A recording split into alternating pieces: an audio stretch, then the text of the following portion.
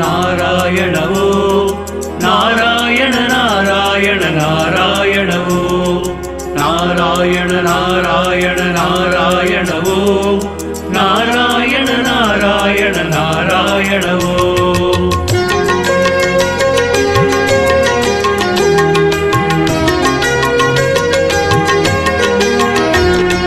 நாராயணா உனக்கு நாமங்கள் ஆயிரம், அதை நாள்தோறும் சொல்ல சொல்ல நல்லதே நடந்திடும். நாராயண நாராயண நாராயண ஓம் நாராயண நாராயண நாராயண ஓம். நாராயணா உனக்கு நாமங்கள் ஆயிரம், அதை நாள்தோறும் சொல்ல சொல்ல நல்லதே நடந்திடும். மாவீரன் சொல்லி தந்த நல்லதோர் மந்திரம், பீஷ்மர் மாவீரன் சொல்லி தந்த நல்லதோர் மந்திரம், அதை மனமுருகி பாடி வந்தால் மங்களம் கிடைத்திடும். அதை மனமுருகி பாடி வந்தால் மங்களம் நல்கிடும். கேசவா நாராயண மாதவா ஹரிகேசவா நாராயண மாதவா கேசவா நாராயண மாதவா ஹரிகேசவா நாராயண மாதவா ஹரிகேசவா நாராயண மாதவா.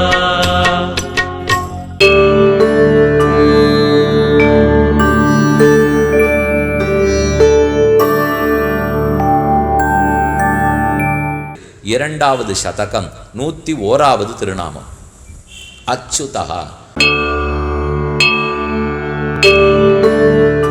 பகவான் அச்சுதன் கிழியே பார்த்துருக்கோம்.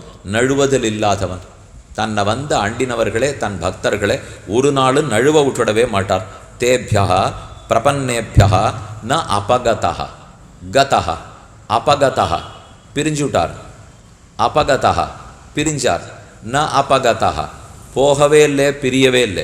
எப்போதும் தன் பக்தர்களோடையே கூட இருக்கிறார். அது எப்படி போகாது இருக்காருனால், நாம் என்னதான் கஷ்டப்பட்டு போய் சேர்ந்திருந்தாலும் ஒருவேளை விட்டுட்டார்னால் அதுக்கு ஒரே பதில் என்ன தெரியுமோ, அவர் இவன் அடையறதுக்கு பட்டிருக்கிற கஷ்டத்தை பார்த்தா விடவே மாட்டார்னு புரிஞ்சுக்கணுங்கிறார்.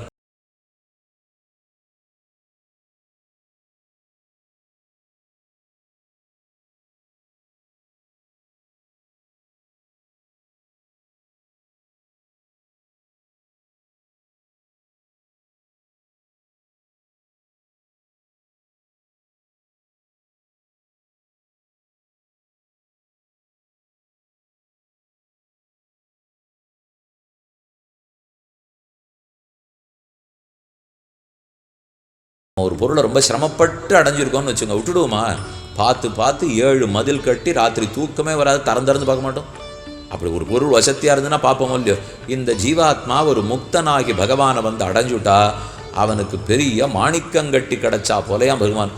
இனிமே அத்தை ஒரு நாளும் விட்டுடவே மாட்டார். எங்கேயானு கொஞ்சம் இடவெளி விட்டா இவன் கீழே திரும்பி போயிட்டான்னா அந்த பயத்திலே அவர் விடுறதில்லை. அதனால் அச்சுதன்னு சொன்னால் யஸ்மாத் நச்சுத பூர்வா அகம் அச்சுதஸ்தேன கர்மணா. நான் ஏன் தெரியுமா அச்சுதன்னு சொல்லப்படுறேன்? பகவானே சொல்லியிருக்கார் நச்சுத பூர்வ. நான் எப்போது நச்சுதா நழுவவே விடுவதில்லை. தஸ்யாகம் ந பிரணஷ்யாமி. கண்ணன் கீதையில் சொல்லும்போது யார் ஒருத்தன் சர்வஞ்ச மயி பஷ்யதி யோமாம் பஷ்யதி சர்வத்திர. யார் ஒருத்தன் எல்லா இடத்திலும் என்ன பார்க்கிறானோ, சர்வஞ்ச மயி பஷ்யதி அனைத்தையும் என்னிடத்தில் பார்க்கிறானோ. நான் எல்லாத்துக்குள்ள நிறைஞ்சிருக்கேன்னு பார்க்கணும், எல்லாம் எங்கிட்ட இருக்குன்னு பார்க்கணும். இந்த தரிசனத்தை பற்றி கண்ணன் ரொம்ப வசத்தியாக கொண்டாடுறார். நாம் யாரை பார்த்தாலும் அவரவர்கள்னு பார்ப்போமோ இல்லையோ. ஒத்தொத்தரை பார்க்குறச்சேவோம், ஓ இவருக்குள்ளே கண்ணன் உட்காண்டிருக்காரு, இவருக்குள்ளே ராமன் இருக்காரு, அவருக்குள்ளே வராகன் இருக்காரு, அவருக்குள்ளே பகவான் இருக்காரேன்னு தோணணுமா. யோமாம் பஷ்யதி சர்வத்திர. எங்கு பார்த்தாலும் யார் ஒருத்தன் என்னை பார்க்கிறானோ. இந்த பார்வையில் ரொம்ப நன்மை இருக்குது. ஒருத்தரையும் அடிக்க முடியாது, வெய்ய முடியாது, ஒன்றும் பண்ண முடியாது, சண்டையும் போட முடியாது, உன்னை பார்த்து நொந்துக்கவும் முடியாது, குறைஞ்சிக்கவும் முடியாது, வெறுப்படையவும் முடியாது. யோமாம் பஷ்யதி சர்வத்திர சர்வஞ்ச மயி பஷ்யதி. அனைத்தையும் என்னிடத்தில் காண்கிறானோ தஸ்யாகம் ந பிரணஷ்யாமி. அவன் கண் முன்னாடியிலேருந்து நான் நகர்றதே இல்லை அர்ஜுனாங்கிறார். இப்படி ஒருத்தன் பார்த்துட்டான்னால் என்ன அழகா, இது சூக்ஷ்மான அர்த்தம். எல்லா விடத்திலும் என்ன பார்த்துடுறார், அனைத்தையும் எங்கிட்ட பார்த்துடுறார் அப்படின்னுட்டால் அவன் பார்வையிலேருந்து நான் விலகியே போகிறதில்லை. ரொம்ப ஜாக்கிரதையாக சொல்லியிருக்கார் கண்ணன். இப்போ எல்லாத்துக்குள்ளேயும் என்னை பார்த்துட்டியானா அப்புறம் உன் பார்வையிலேருந்து நான் போகவே மாட்டேனேண்ணா. நிஜமாக தான் நடக்கும். நான் தான் எல்லாத்துக்குள்ளேயும் பார்க்குறேன்னு இல்லையோ, அனைத்துக்குள்ளும் இருப்பவராயிற்றே. எல்லாத்துக்குள்ளும் அவர் இருக்கிறது உண்மை. உண்மையாக பார்க்க சொல்கிறாரே தவிர இல்லாததை அவர் பார்க்கவே சொல்லலையே. இந்த ஒன்னொன்னுத்துக்குள்ளும் நான் இருக்கிறேன். கரந்த சில இடந்தொரும் இடந்திகள் பொருள் தோறும் கரந்தெங்கும் பரந்துளம். அவர் இருக்காருங்கிறத நீ பார்வையில் புரிஞ்சிக்கல, இருக்காருங்கிறத தியானத்தின் மூலம் புரிஞ்சுக்கோ. புரிஞ்சுனுட்டு எல்லா இடத்துலையும் அவர் இருக்காருன்னு தெரிஞ்சுனுட்டாலே அவன் கண் பார்வை விட்டு விலகிறதே இல்லை.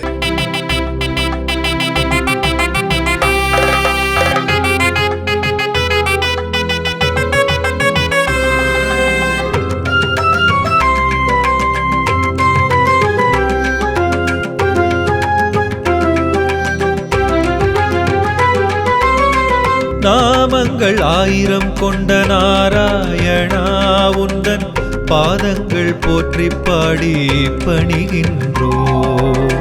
ஞானங்கள் யாவும் நாளும் வளம் பெறவே நாள்தோறும் உந்தன் பெயரை உரைக்கின்றோ. நாமங்கள் 1000 கொண்ட நாராயணா உந்தன் பாதங்கள் போற்றி பாடி பணிகின்றோம். தஸ்யாஹம் ந பிரணஷ்யாமி. அதே மாதிரி நத்யஜேயங் கதஞ்சன தோஷோ யத்யபி தஸ்ய ஸ்யாத் சதாமேதத் அகர்ஹிதம் சக்ருதேவ பிரபன்னாய தவாஸ்மீதி ச யாச்சதே அபயம் சர்வபூதேभ्यो ததாமி ஏதத் விரதம் மம.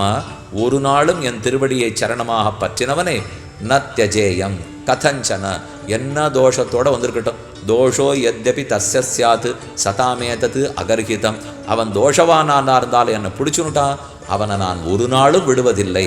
அப்போ அச்சுதன்னு தெரிஞ்சுனுட்டால் அச்சுதன் அமலனென்கோ அடியவர் வினகெடுக்கும் நச்சுமா மருந்தமென்கோ. என்ன ஆழ்வார் பாசுரம். அச்சுதன் நம்மை நழுவ விட மாட்டார். 101வது திருநாமம் முடிந்தது. அடுத்து 102வது திருநாமத்தில் விருஷா கபிகி. விருஷா கபிகி. கபி சப்தம் இங்கே குரங்குன்னு அர்த்தம் இல்லை. கபின்னா வராகம் பன்றின்னு அர்த்தம். விருஷ சப்தம் தர்மம்னு அர்த்தம். அப்போ தர்மவராகம். விருஷா கபிகினால் தர்மவராகம், கோலவராகம். ஆழ்வார் சொல்லும்போது கோலவராகம் ஒன்னாய் நிலங்கோட்டிடை கொண்டையந்தாய் நீலக்கடல் கிடைந்தாய் உன்னை பெற்றினு போக்குவனே நீ கோலவராகம், அழகிய வராக பெறுவான். அந்த கோலவராகத்தை தான் இங்கே சஹஸ்ரநாமத்தில் பீஷ்மர் சொல்கிறார் விருஷா கபிகி. சட்டுன்னு உங்களுக்கு தோணும், வைகுந்தத்தை பற்றி தானே சொல்லிட்டே இருந்தோம், இப்போ எங்கே வராக பெருமாள் வந்தார்? அது அவதாரம்னா விபவாவதாரமாச்சேனால் இங்கே அவதார தசையில் இருக்கிற வராக பெருமாளை பற்றி சொல்ல வரலே. இவர் சொல்ல வந்தது தர்ம உருவமாக இருக்கிறார், அதைத்தான் சொல்ல வரார். இப்படி அர்த்தம் பண்ணிங்க. தர்ம உருவமாக பெருமாள் கீழே வராக அவதாரம் பண்ண அந்த தர்மத்தை நாம் பற்ற அதனால் மோட்சத்துக்கு போகிறோம் இல்லையோ. இப்போ இந்த பிரகரணமே மோட்சம் அடைவிப்பதற்கு என்னென்ன முயற்சி எடுக்கிறாருங்கிறது தானே. 83வது திருநாமத்திலேருந்து அதைத்தான் பார்த்துட்டு இருக்கோம். தர்மவராகன், யஜ்ஞவராகன், அந்த வராகனை நாம் பற்றி மோட்சத்துக்கு போகிறதுக்கு வழி அதைத்தான் ஆழ்வார் இந்த திருநாமத்தை புரிஞ்சுன்னுட்டு எழுதினார். ஈனச் சொல்லாயினுமாக எரிதிர வையம் முத்தும் ஏனத்திருவாய் இடந்த பிரான் இருங்கற்பகம் சேர் வானத்தவர்க்கும் அல்லாதவர்க்கும் மற்றெல்லாயவர்க்கும் ஞானப்பிரானை அல்லாலில்லை நான் கண்ட நல்லதுவே. பற்றுங்கோ. இருங்கற்பகம் சேர் வானத்தவர்க்கும் அல்லாதவர்க்கும் மற்றெல்லாயவர்க்கும் ஞானப்பிரானை அல்லாலில்லை. வராகப் பெருமான் திருவடிகளை தவிர உங்களுக்கு ஒரு வழியே கிடையாது, தஞ்சமே இல்லை. இதுதான் நான் கண்ட நல்லதுன்னு சொல்கிறார். அப்போ வராகனுடைய திருவடியை பற்றினால் தர்மத்தை பற்றிருக்கோன்னு அர்த்தம். தர்மத்தை பற்றினால் அதன் மூலம் பகவானை அடைஞ்சுட போகிறோம்னு அர்த்தம். அந்த முயற்சியின் தானே வராகனா பிறந்து பண்ணுறாரோ இல்லையோ, அதனால தான் விருஷா கபிகின்னு சொல்கிறார். இது அழகான ஒரு ஸ்லோகம் இங்கே உதாகரிக்கப்பட்டிருக்கு. கபிர் வராக ஸ்ரேஷ்டச்ச தர்மச்ச விருஷ உச்சியத்தை. விருஷங்கிற சொல் தர்மத்தை குறிக்கும். கபிங்கிறது மிகச்சிறந்த வராகம் பன்றிங்கிற அர்த்தத்தில் வந்திருக்கு. தஸ்மாத்து விருஷா கபிம் பிராக காஷ்யபோமாம் பிரஜாபதி. கஷ்யப பிரஜாபதி தான் வராக பெருமாளுக்கு விருஷா கபிகின்னு பேர் சூட்டினாராம். இதுதான் புது பிரமாணம் சரித்திரம் சொல்லியிருக்கா பாருங்க. கஷ்யப பிரஜாபதி யார்? அவர் வராக அவதாரத்தும் போது இருந்திருக்கார். அவர் ஆறுன்னா சுவாயம்புவ மனுவுக்கு மாப்பிள்ளை, அவருக்கு மருமக பிள்ளை. சுவாயம்புவ மனுவுக்கும் சதரூபைக்கும் கல்யாணம் ஆச்சு. அவளுக்கு 3 பெண் குழந்தைகள், 2 பிள்ளை குழந்தைகள். பிரியவிரதன் உத்தானபாதன், தேவகூதி, ஆகூதி, பிரசூதி, இந்த 3 பேரும் பெண்ணு, அந்த 2 பேரும் பிள்ளை. இதில் தேவகூதிக்குத்தான் கல்யாணம் ஆச்சு. தேவகூதிக்கு கர்தம பிரஜாபதிக்கு கல்யாணமாகி அவர்களுக்கு பிறந்தவர் தான் கபிலாச்சாரியர். முதல்ல 9 பெண்கள் பிறந்தா, அப்புறம் கபிலர் அவதரித்தார். அவர் ஒரு பிரஜாபதி. அதே போல மேற்கொண்டு சூரிய பகவான் அவதரிக்கணும், சந்திரன்லாம் அவதரிக்கணும். இவர்களுக்காக பகவான் பிரம்மாவே தன்னுடைய தபத்தாலே சப்த ரிஷிகளை முதல்ல உருவாக்குறார். உருவாக்கி கஷ்யபர் பிறக்கிறார். அந்த கஷ்யபர் பிரஜாபதி. பிரஜாபதினால் சிருஷ்டிக்கிறவான்னு அர்த்தம். கஷ்யப பிரஜாபதி இருக்கிறார். சுவயம்புவமனு லோகத்தை சதரூபையோடு சேர்ந்து உருவாக்க பார்க்குறார். அப்போ எங்கே பார்த்தாலும் பிரளய ஜலம். உருவான மக்களை எங்கே வைக்கிறதுன்னு தெரியல. அதனால் சுவயம்புவமனு பிரம்மாவிடத்தில் பிரார்த்திக்கிறார், நான் எங்கே கொண்டு போய் வைப்பேன்னுட்டு. பிரம்மா தீர்க்க சிந்தனை பண்ணச்சே முகத்தை சுருக்கினாராம், மூக்கை சுருக்கினாராம். அந்த மூக்கிலேருந்து ஒரு வராக தோக்கம், குட்டி பன்னி வந்து பிறந்தது. அது பிறந்துட்டு கிடுகிடுகிடுன்னு 1000 யானை அளவுக்கு வளர்ந்துடுத்து. பார்த்துட்டு இருந்த கஷ்யப பிரஜாபதி விஷாகபிகின்னாராம். அப்போ பேர் வச்சதான் இந்த விஷாகபிகிங்கிறார். அப்போ எங்கெங்கேயோ சிருஷ்டி காலத்திலே பேர் வைக்கப்பட்டிருக்கு. தஸ்மாத் விஷாகபிம் பிராக. அதனால் என்ன விஷாகபின்னு சொன்னார். ஏன் சிருஷ்டி காலம் தொடங்கறச்சேவே தர்மவராகமாக நான் பிறந்திருக்கேன். அப்போ எல்லாரையும் தர்மத்தை பண்ண வைக்கணுமோ இல்லையோ, அதுக்கு தான் நான் பிறந்து விஷாகபிகிங்கிற பேர் பெற்றேன். 102வது திருநாமம் முற்று பெற்றது. அடுத்து 103வது திருநாமம் அமேயாத்மா. அமேயாத்மா. இயான் இப்படிப்பட்டவர், இயத்தா இப்படிப்பட்டது, இயான் இப்படி என்று தெரிஞ்சுக்கிறதுக்கு முடியாது. சொல்லும் போதே இயான் இதி அபரிச்சேத்திய ஸ்வபாவா, இப்படிப்பட்டவர் என்று அளவிட்டு தெரிஞ்சுக்க முடியாதவர். அவருடைய அருள் இருக்கே அளவில்லாத அருள். இவ்வளவுதான், இந்த எல்லைக்குட்பட்டது இவ்வளவு என்று சொல்லிடலாமானால் இயானிதி பரிச்சேத்தும் அயோக்கியா, இவ்வளவு இருப்பாருங்கிறத நம்ம அளவுக்குட்படுத்தி தெரிஞ்சிக்கவே முடியாது. இது எதை? அவருடைய உருவத்தை சொல்லலை, மற்றொன்னு சொல்லலை. பகவான் அருளுகிறாரோ இல்லையோ, அவருடைய அருளை இவ்வளவு என்று அளவிட்டு தெரிந்து கொள்ளுவதற்கு இயலாது. அஸ்மின் ஆசிரித அனுகிரக ஸ்ரோதசி, ஆசிரித்தர்களை அனுகிரகிக்கிறதுக்காக அவருடைய கண் பார்வையிலேருந்து அப்படி காவேரி வெள்ளமாட்டம் ஓடி வருமா.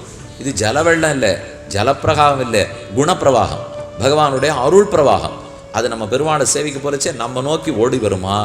அது இவ்வளவு அவ்வளவு, காவேரி ஜலம் கூட எவ்வளவுன்னு அளந்துடலாம். அப்போ அளவு குறைஞ்சி போய் இவ்வளவு தர வேண்டியிருக்கு, இத்தனை ராட்சசர்களை ரட்சிக்க வேண்டியிருக்கு, குரங்குக்கு ரட்சிக்க வேண்டியிருக்கு. அதனால் கொஞ்சம் குறைஞ்சிருக்கோன்னால் குறையவே குறையாது. குறைஞ்சாத்தானே கொடுக்க போகிறோமா இல்லையாங்கிற பேச்சே கொடுத்துட்டே இருக்க போகிறார். ஆசிரித்த அனுகிரக ஸ்ரோதசி ஸ்ரோதசி அத்தா ஜாயாம்ச புருஷா அதோ ஜாயாகும் ச பூருஷான்னு சாஸ்திரம் சொல்றது இல்லையோ. ஆசிரித்தர்களை அருளுவதற்கு நிறைய கிருபை இருக்கிறவர். அந்த கிருபைக்கு குறவே இல்லை, ஓடின்னு இருக்கு. பூயாம்ச அத்தா ஜனார்தனா, பகவான் பூயசியாக நிறைய அருளோடு இருக்கிறார். ஸ்ரீரங்கத்தில் பெருமாளை சேவிக்க போகிறச்சே 2 பக்கம் 2 தூண்கள் வச்சுருக்காளோ இல்லையோ, திருமண தூண்கள்னு பேர். இதை பற்றி குலசேகரர் பாடும்போது மாயோனை மணத்தூணே பற்றி நின்று என் வாயார எண்ணுகொலோ வாழ்த்து நாளேன்னு சாதித்தார். நாம் அங்கே போய் நின்றுட்டு இருக்கிறச்சே பெருமாளை சேவிக்கச்சே வெறுமை நின்று சேவிக்கக்கூடாது, இந்த தூணை கட்டியாக பிடிச்சிக்கணும். எதுக்குன்னால் அந்த தூணை இப்படி கட்டின்னு பாருங்க, கட்டினா 2 பக்கம் விரல் சேர்ந்ததுன்னா நீங்கள் ஆசைப்பட்டு போன்றதெல்லாம் நடந்துடும்னு அர்த்தம்னால் அந்த தூணெல்லாம் கட்டிக்கவே முடியாது. வீண் முயற்சியெல்லாம் பண்ணவே வேண்டாம். ரொம்ப பெரிய தூண், கை வலிக்கும். அப்போ இருக்கிற 2 நிமிஷம் இதெல்லாம் எப்போ நடந்திருக்கும்? ஒரு 30-35 வருஷம் முன்னாடி. ஸ்ரீரங்கம் காலி, ஒத்துரும் இல்லை, போனால் என்ன வேணால் சேவிச்சுட்டு வந்துடலாம். இன்றைக்கி அவர் 3/4 திருவேங்கடமுடையான். என்ன ஒன்று அவர் நின்றுருக்காரு, இவர் சனிச்சுருக்கா, அவ்வளோதான் வித்தியாசம். ஏன் 3/4ன்னு சொன்னேன்னா சில நாட்கள் இருக்குது. இப்போ திங்கள் செவ்வாய் புதன் போனால் ஸ்ரீரங்கநாதனையும் சேவிக்கலாம். அதே அடுத்து வெள்ளி சனி ஞாயிறு, இப்போதைக்கு வெள்ளி சனி ஞாயிறு கிட்டக்க போக முடியல, 4 நாள் போகலாம். இப்படி ஒரு 10 வருஷம் ஆச்சுன்னா அப்புறம் அந்த 4 நாள் 3 நாள் ஆகிடும். இன்னும் கொஞ்சம் நாள் போச்சுன்னா ஒத்துருமே கிட்டக்க போக முடியுமானே தெரியாது. கூட்டம் எங்கே பார்த்தாலும் கூட்டம் இல்லையோ, போனால் போல் அத்தனை கூட்டத்துக்கும் பொழியறதுக்கு அருள் இருக்குங்கிறார். எத்தனை இருந்தாலும் கூட்டம் அதிகமாகிட்டே இருக்கே, ஒருவேளை கிடையாது ஜலம்னு சொல்லிட்டாள்னார். வெளியில் நிஜமாவே ஜலக்கட்டம், அது போனால் ஒரு காவேரியில் ஜலத்தை காணும். ஆனால் இவர்கிட்ட தன் கண் பார்வையிலேருந்து கொட்டிகிட்டே இருக்கும் இல்லையோ. சேஷசய லோச்சனாமிருத நதீரயாகுலித லோலமானானாம் ஆலம்பமிவ ஆமோத ஸ்தம்பத்வயம் அந்தரங்கம் அபியாமகான்னு பராசர பட்டர் சாதிக்கிறார். பெருமாள் இப்போ தெற்கு பார்த்து எழுந்துள்ளிருக்கார், நாம் வடக்கு பார்த்து உள்ளே போகிறோம். அவரிடத்துலேருந்து கண் பார்வைங்கிற பிரவாகம், குணப்பிரவாகம் ஓடி வருவான். நாம் அதை எதிர்த்து வரும். எதிர்த்து வந்தால் இந்த பிரவாகத்திலலாம் காலை வைக்க முடியாது. இது என்ன கொள்ளடமா காவேரியா முட்டி அளவுக்கு ஜலம் இருக்கிறதுக்கு, இதில் மூழ்கியே போடுவோம். அதனால் நம்மளால் நிற்க முடியாது பாருங்க. அப்போ பிரவாகத்தில் அடிச்சுன்னு போகாமல் பிடிச்சிக்கிறதுக்கு பற்றுக்கொம்பு தான் திருமணத்தூண். அதுக்கு தான் அங்கே தூண் கட்டி வச்சுருக்கா. அந்த தூணை கெட்டியாக பிடிச்சுனுட்டா வேகமாக ஜலம் அடிச்சுன்னு போனால் கூட நம்ம அடிச்சுன்னு போக மாட்டோம். நின்று பெருமாளை நன்னா சேவிச்சு விடலாம் இல்லையோ. அப்படி அருள் என்னும் நீண்ட ஸ்ரோதஸ் கொண்டவர் அமேயாத்மா. இவ்வளவென்று அருளை அளவிட்டு தெரிந்து கொள்ள முடியாதவர். அருள் பிரவாகம் ஓடும், 2 பக்கத்தில் ஜலப்பிரவாகம், நடுவில் பகவானுடைய குணப்பிரவாகம். அவர் நடுவில் இருக்கிறது குணமான வெள்ளம், 2 பக்கத்தில் இருக்கிறது ஜலமான வெள்ளம். 103வது திருநாமம் முற்று பெற்றது. ஆழ்வாரே சாதிக்கிறார், அந்த பிரவாகம் என் தலையில் விழுந்தது. கையாறு சக்கரத்து என் கருமாணிக்கமே என்னென்னு பொய்யே கைம சொல்லி புறமே ஆடி மெய்யே வெத்தொழிந்தேன் விதிவாய்க்கின்னு காப்பாரார். விதி வாய்க்கின்னு பகவானுடைய அருள் என் தலையில் விழுந்துடுத்தே, ஆர் காப்பார்? இதை தடுக்கிறதுக்கு ஆருக்கு சக்தி இருக்குது? அவர்கிட்டேருந்து தான் அருள் விழறதுனாலே அவர் தடுக்க மாட்டார். நான் தான் அருளை வாங்கிக்கிறேங்கிறதுனாலே நான் தடுக்க முடியாது. இந்த அருளை கிளப்பி விட்டவளே மகாலட்சுமி, அதனால் அவளாலையும் தடுக்க முடியாது. அது அருள். அந்த அருள் அமேயாத்மான்னு சாதித்தார். கேசவா நாராயண மாதவா, ஹரிகேசவா நாராயண மாதவா, கேசவா நாராயண மாதவா, ஹரிகேசவா